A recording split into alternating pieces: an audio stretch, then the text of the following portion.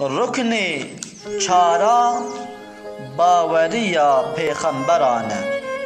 هر زمان کی خدا انسان کی پاک کریه جگناهان جخلق وی زمانی جبو خوا کریه پیغمبر. معجزات دایوان کسکی برابری آوان بمعجزات نینن. 124,000 پیغمبر رابونه. اولو العزم یعنی مزنترین وان پنجن: محمد صلی الله علیه وسلم، ابراهیم، موسی، عیسی، نوح پیغمبرن علیهم الصلاة والسلام. ین خودان امت جی 313 هن. مشهور سهن: آدم، شیث، ادریس، نوح، صالح، هود، ابراهیم، لوط، اسماعیل، یعقوب، یوسف، ایوب، شعیب، موسی، هارون، یوشع، الیاس، الیسع، ذوالکفل، شمعون، اسموئیل، یونس، داود، سلیمان، زكريا، يحيى، عزير، عيسى ومحمد صلى الله عليه وعليهم وسلم. رکن پنجا باوریا بقیامتیا.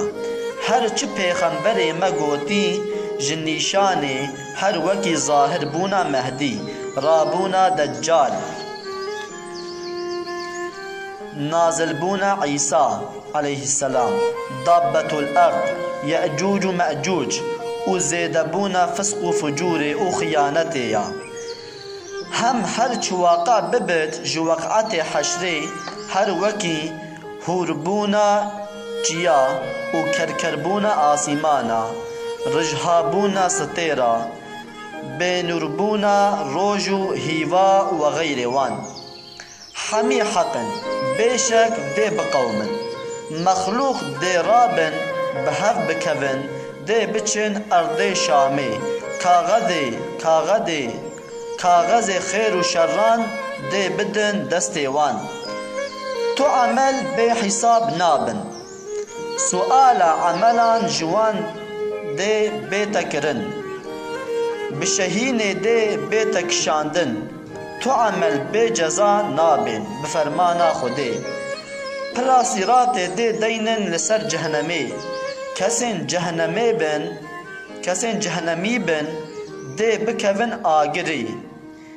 یه جنتی جی لی ببورن بچن سر حوض کوثری. شفاعتا مسلمانا وی بکن پیغمبر و مشایخ و صلحا. مسلمان نامین ابدی د جهنمی دا. جهنمه 7 طبقن لبن اردیا، جنت 8 طبقن لسر آسیمان آیا.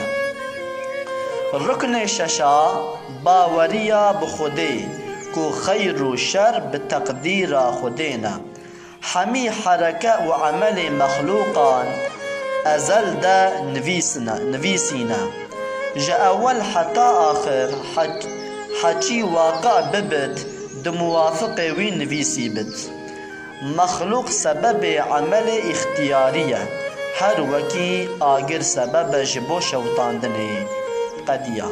والحمد لله رب العالمين، لروح النبي وآله وأصحابه وأتباعه، ولمصنف هذا الكتاب ومشايخنا الكرام وأساتذنا. الفاتحة معها الصلوات.